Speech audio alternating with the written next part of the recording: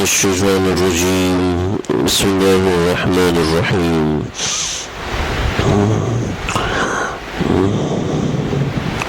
ويسألونك عن الجبال قل ينسفها ربي نسفا فيذرها قاعا صفصفا لا ترى فيها عوجا ولا أمتا يومئذ يتبعون الداعي لا عوج له وخشعت الأصوات للرحمن فلا تسمع إلا همسا. سورہ طٰہٰ کی آیت نمبر 105 سے لے کے 108 تک کا ایک مضمون ہے جو تھوڑا سا نصف مضمون ہے. اللہ رب العزت نے قرآن مجید میں جگہ بجگہ جا بجا ہر دوسرے تیسرے صفحے پر اگر آپ 2-3 صفحات پلٹ کے آپ تھوڑا سا غور سے دیکھیں گے تو کہیں نہ کہیں اللہ نے قیامت کا ذکر کیا ہے. قرآن کے 3 بنیادی مضامین کے اندر یہ تیسرا اہم ترین مضمون ہے جس کے لیے یوں محسوس ہوتا ہے کہ قرآن کے اندر اللہ نے یہ مضمون ہر بندے کے دل میں اتارنے کی کوشش کی ہے. اسی کے متعلق یہ مضمون ہے جو کل سے چل رہا ہے اور یہ آگے بھی اس کے اوپر مزید بات اللہ رب العزت نے ان آیات میں فرمائی ہے. اللہ تعالی اس مضمون یعنی آخرت کے دن سے بندے کو ڈرانا چاہتے ہیں اور بار بار جگہ بجگہ اللہ نے آخرت کے مضمون کو اس طریقے سے بیان کیا ہے کہ اس کی ہولناکی بیان ہو جائے. دنیا کتنی بڑی ہے اللہ رب العزت نے اس کو یہ فرمایا کہ یہ مچھر کا لو کانت الدنیا عند اللہ مثل جناح بعوضہ، مچھر کا پر.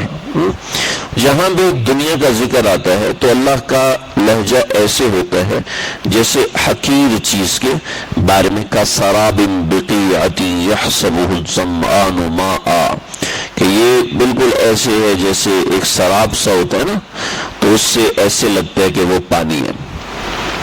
دنیا کا ذکر جب ہوتا ہے تو مختصر لفظوں میں اور چھوٹے الفاظ میں، جب آخرت کا ذکر ہوتا ہے تو آیات در آیات انما الہکم اللہ الذی لا الہ الا هو وسع کل شیء علما كذلك نقص عليك من انباء ما قد سبق پھر خالدین فیہا وساء لهم یوم القیامة حملا یوم ينفخ في الصور ونحشر المجرمین یومئذ زرقا یتخافتون بینہم، یہ سمجھیں کہ 10 دن ہے، ہم جانتے ہیں کہ وہ 1 دن ہے.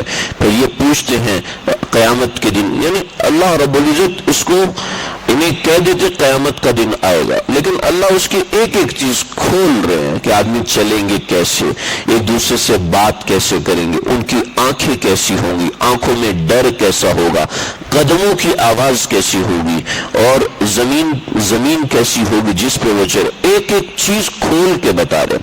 حضرت مفتی اعظم پاکستان حضرت مفتی شفیع صاحب فرماتے ہیں ایک مضمون قرآن کا ایسا ہے، صرف اگر انسان، مسلمان نہیں، صرف انسان اگر اس مضمون کا لحاظ کر لیں تو ساری دنیا میں امن ہو جائے گا، ساری دنیا میں سلامتی ہوگی، جھگڑے ختم ہو جائیں گے، حرام اور حلال میں تمیز پیدا ہو جائے گی.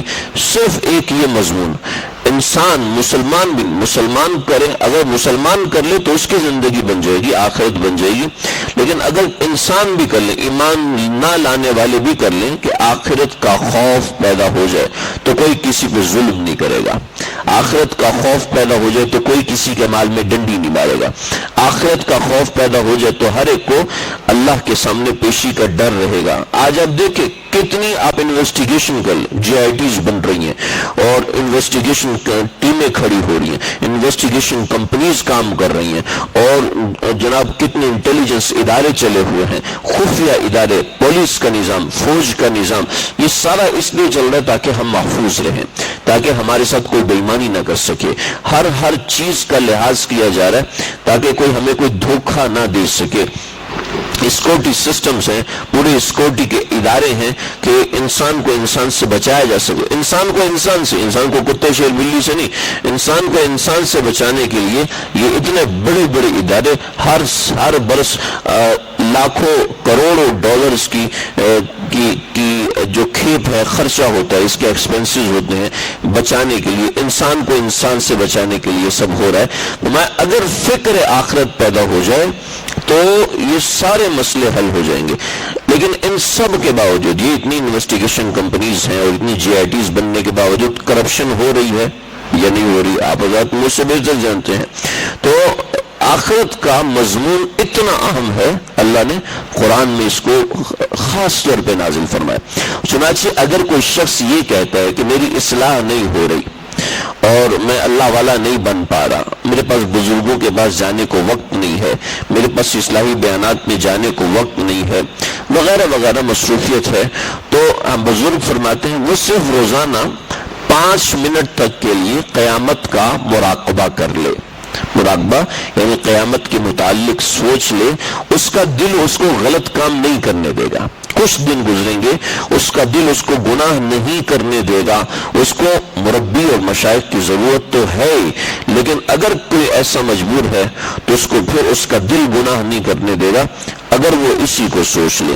چنانچہ یہاں پر ایک اور کیفیت سے آخرت کا ذکر فرمایا، وَيَسْأَلُونَكَ عَنِ الْجِبَالِ، یہ آپ سے پوچھتے ہیں کہ جب قیامت آئے گی تو پہاڑ کہاں جائیں گے۔ علامہ جلال الدین سیوطی رحمۃ اللہ علیہ فرماتے ہیں 2 قسم کی باتیں ہیں، کسی نے سوال کیا تھا تو اس کے جواب میں آیا ہے، اور دوسری بات یہ کہ سوال متوقع تھا کفار کی طرف سے، کفار نے سوال کیا نہیں تھا۔ یہ دونوں باتیں معمولی سی ہیں لیکن ہیں اہم۔ تو وَيَسْأَلُونَكَ عَنِ الْجِبَالِ، آپ سے سوال کرتے ہیں پہاڑوں کے بارے میں، تو آپ کہیے قُلْ يَنْسِفُهَا رَبِّي نَسْفًا، میرا پروردگار ان کو ریزہ ریزہ کر دے گا، اور کیا ہوگا، فَيَذَرُهَا قَاعًا صَفْصَفًا، یہ بالکل چٹیل میدان بن جائے گا، لا ترى فيها عوجا ولا امتا، آپ اس میں نہ کوئی ٹیڑھا پن پائیں گے اور نہ کوئی گہرائی پائیں گے۔ یومئذ، اس دن، یتبعون الداعی لا عوج له، اور اس دن چلنے والا، بتانے والا ایسے چلے گا کہ لا عوج له، کہ اس کو چلنے میں کہیں ٹیڑھا راستہ نظر نہیں آئے گا، یعنی کوئی کھائی نہیں آئے گی، نہ کوئی اونچائی آئے گی، نہ کوئی اترائی آئے گی، بالکل سیدھا راستہ ہوگا، ساری زمین ایک چٹیل میدان بن جائے گی۔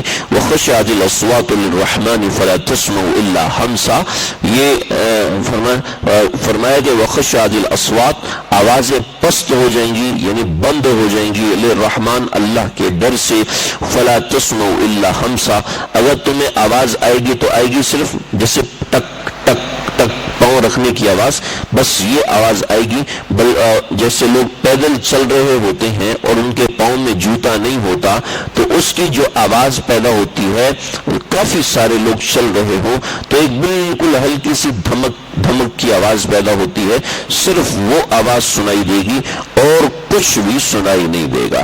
یعنی یہ اس دن کی ہولناکی ہے کہ اللہ نے ہمیں اس دن سے ڈرایا ہے کہ ہم اس دن سے ڈر جائیں، اس دن کا خوف دل میں پیدا کریں۔ اسی وجہ سے اللہ نے جب وَنُفِخَ فِي الصُّورِ وَصَعِقَ مَنْ فِي السَّمَاوَاتِ وَمَنْ فِي الْأَرْضِ إِلَّا مَا شَاءَ اللَّهُ ثم نفخ فيه اخرى فاذا هم قيام ينظرون، ایسی اللہ نے قرآن میں جگہ قرآن قیامت کو کھولا ہے، عذاب کو کھولا ہے تاکہ لوگوں کو اس سے ڈرایا جائے۔ پھر اس دن اگر کوئی شخص یہ سوچے کہ وہ تو بڑا ہولناک دن ہوگا، لیکن وہ جو لوگ ہیں، فلاں پیر صاحب ہیں، فلاں بزرگ ہیں، یا فلاں ایسے ویسے ہیں، میں تو ان کے سائے میں چلا جاؤں گا تو ان کی وجہ سے میری بچت ہو جائے گی۔ آگے اس کا مضمون یومئذ لا تنفع الشفاعۃ، اس دن کسی کی سفارش کام نہیں آئے گی، کوئی کسی کی سفارش نہیں کر سکتا، الا من اذن له الرحمن، ہاں اللہ جس کو اجازت دیں گے وہ سفارش کر سکیں گے، اور ورضی له قولا، اور مسئلہ یہ ہے کہ اللہ تعالیٰ جس کو اجازت دیں گے۔ شفاعت کے بارے میں بڑا تفصیلی مضمون ہے۔ شفاعت کبریٰ نبی کریم صلی اللہ علیہ وسلم کو نصیب ہوگی، یعنی شفاعت کبریٰ، اس کے بہت سے مراحل ہیں، کبھی کسی کو کس مرحلے پر، کسی کو کس مرحلے پر. وہ شفاعت کبریٰ، اس کے لیے بڑی طویل حدیث ہے. نبی کریم صلی اللہ علیہ وسلم نے فرمایا کہ سب لوگ آدم علیہ السلام کے پاس جائیں گے. وہ فرمائیں گے کہ جاؤ تم فلاں نبی کے پاس جاؤ. چنانچہ وہ آئیں گے حضرت نوح کے پاس، پھر حضرت ابراہیم کے پاس، پھر حضرت کئی انبیاء کے پاس آنے کے بعد پھر حضرت عیسیٰ کے پاس جائیں گے، اور حضرت عیسیٰ کے بعد وہ میرے پاس آئیں گے. جب وہ میرے پاس آئیں گے تو پھر میں کھڑا ہوں گا اور اللہ رب العزت کے دربار میں جاؤں گا اور اتنا طویل سجدہ کروں گا، اتنا طویل سجدہ کروں گا کہ جس کا اندازہ اس وقت نہیں کیا جا سکتا. اتنا طویل سجدہ ہوگا. پھر ایک زمانے کے بعد اللہ رب العزت فرمائیں گے یا محمد ارفع رأسک، اے محمد اپنا سر اٹھائیے، اور پھر آپ سوال کیجئے، آپ کو دیا جائے گا. وشفع تشفع، سل تعطى، آپ سوال کیجئے آپ کو دیا جائے گا. آپ شفاعت کیجئے آپ کی شفاعت مانی جائے گی. پھر وہاں نبی کریم صلی اللہ علیہ وسلم ایک شفاعت کریں گے. پھر اس کے تحت جب حساب و کتاب ہوگا تو وہ شفاعت کے اندر مختلف درجات رکھے ہیں. بعض لوگوں کو اللہ شفاعت کی اجازت دیں گے، جیسے شہید ہے اس کو شفاعت کی اجازت دیں گے. اب اس میں ہر شہید مراد نہیں ہے جی. بعض شہداء تو ایسے ہوں گے کہ جن کا سب سے پہلے مقدمہ آئے گا اور ان کو سب سے پہلے جہنم میں ڈالا جائے گا. بعض علماء کو اجازت ہے کہ وہ حفاظ اور علماء وہ سفارش کریں گے، لیکن حدیث میں آتا ہے کہ روز قیامت سب سے پہلے مقدمات میں سے ایسے مقدمے آئیں گے کہ جو علماء ہوں گے اور ریاکاری کی وجہ سے ان کے اعمال برباد ہو چکے ہوں گے. شہداء ہوں گے، ریاکاری کی وجہ سے ان کے اعمال برباد ہو چکے ہوں گے. صدقات اور خیرات کرنے والے سخی ہوں گے، ریاکاری کرنے کی وجہ سے ان کے اعمال برباد ہو چکے ہوں گے. یعنی کسی پہ آسرا نہیں لگا سکتے، بس صرف یہ ہے کہ اللہ تعالیٰ کی طرف رجوع، اللہ تعالیٰ سے مانگنا. تو اس طریقے سے شفاعت ہوگی، لیکن وہ شفاعت بھی اللہ کی مرضی اور اللہ کی اجازت سے ہوگی. پھر کچھ بچوں کو اللہ اجازت اور اختیار دیں گے اور وہ بچے اللہ کے دربار میں کھڑے ہو جائیں گے. اب روایت کا مطلب پتہ نہیں ہے، ترجمہ پتہ ہے کہ وہ اللہ کا دامن پکڑ لے گا اور کہے گا اللہ جی جب تک آپ میرے والدین کو میرے ساتھ جنت میں نہیں بھیجتے اس وقت تک میں آپ کا دامن نہیں چھوڑوں گا. تو اللہ فرمائے گا ایھا الصبی البار، اے اللہ سے ضد کرنے والے بچے، جا اپنے ماں باپ کو لے کر جنت میں چلا جا. حافظ قرآن کو کہا جائے گا کہ تم قرآن مجید پڑھتے جاؤ اور جنت کی سیڑھیوں پہ چڑھتے جاؤ، اور جہاں جا کے تمہارا قرآن ختم ہوگا وہی تمہارا مقام، یعنی اتنا اونچا تمہارا مقام ہوگا. لیکن اس میں بھی وہی بات اس تفصیل کے ساتھ. تو وہ شفاعت کسی کو فائدہ اس وقت دے گی جب اللہ کی ذات چاہے گی، جب اللہ چاہیں گے. اور پھر اس میں اور بھی بہت سی چیزیں. چنانچہ روز قیامت کو سامنے رکھ کے اپنے عقائد کی تصحیح کریں کہ میرا عقیدہ صرف اللہ کی ذات کے ساتھ ہے، میرا عقیدہ صرف اللہ کو واجب الوجود مانتا ہے، میں عقیدے کے مطابق صرف اللہ کی بندگی کرتا ہوں، کسی اور کو مؤثر بذات نہیں سمجھتا. دوائی کھاتے ہیں، دوائی کو مؤثر بذات نہیں سمجھتا، مؤثر بالغیر سمجھتے ہیں. مؤثر بذات کا مطلب اپنی ذات کی وجہ سے فائدہ دینا. مؤثر بالغیر کا مطلب یہ ہے کہ یہ میرا ملازم ہے، یہ میرا ملازم ہے، یہ تمہارا کام کر دے گا. کب کرے گا؟ جب میری اجازت ہوگی. جب میری اجازت ہوگی پھر کام کرے گا، وگرنہ نہیں. ایسے دوائی اللہ رب العزت کی غلام ہے، وہ اللہ کی اجازت سے کام کر سکتی ہے، اللہ کی اجازت کے بغیر کام نہیں کر سکتی. یہ ہمارا عقیدہ ہو، اس عقیدے پر بارہا سوچا جائے اور فکر آخرت کے بارے میں مراقبہ کیا جائے، اس سے اعمال میں بہت زیادہ فائدہ ہوتا ہے. سیدنا عائشہ صدیقہ رضی اللہ تعالیٰ عنہا کے پاس ایک خاتون آئی اور کہنے لگی کہ میرا نماز پڑھنے کو جی نہیں چاہتا، میں کیا کروں، میرا قرآن پڑھنے کو جی نہیں چاہتا. تو عائشہ صدیقہ رضی اللہ عنہا نے فرمایا 4 دن تک آخرت کا مراقبہ کرو کہ میں اللہ کے دربار میں حاضر ہو رہی ہوں، اعمال کی کمی ہو رہی ہے، شوق اور اللہ سے تعلق کی کمی ہو رہی ہے، مجھے کیا کرنا چاہیے. تو 4 دن کے بعد وہ خاتون آئیں اور فرمانے لگی کہ اما جان کیا ہوا کہ اعمال کے اندر ایسا دل لگتا ہے کہ آنکھوں سے آنسو رکتے ہی نہیں اور جی نہیں چاہتا کہ مصلی کو چھوڑوں. تو یہ فکر آخرت ہر چیز کا علاج ہے. آگے بھی کچھ باتیں ہیں، وعنت الوجوہ وجوہ للحی القیوم، اور پھر اس طرح کی بات. اللہ تعالیٰ سمجھنے کے بعد کرنے کی توفیق عطا فرمائے.